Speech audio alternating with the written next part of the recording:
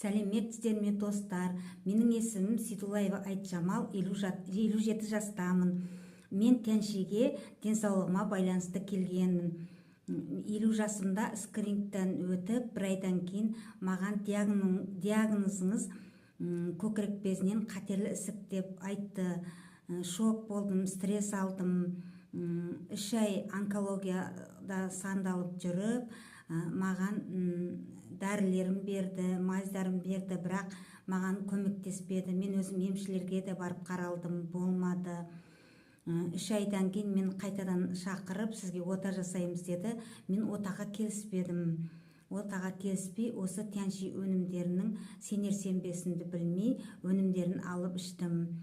Алып ішкеннің арқасында, 6 ай үзбей ішкеннің арқасында мен жақсы нәтиже алдым. Аллаға сан шүкір.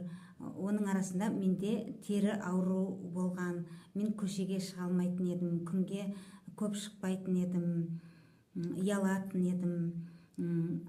Кожный больницаға қаралам, олар маған преднизолонды сала берді.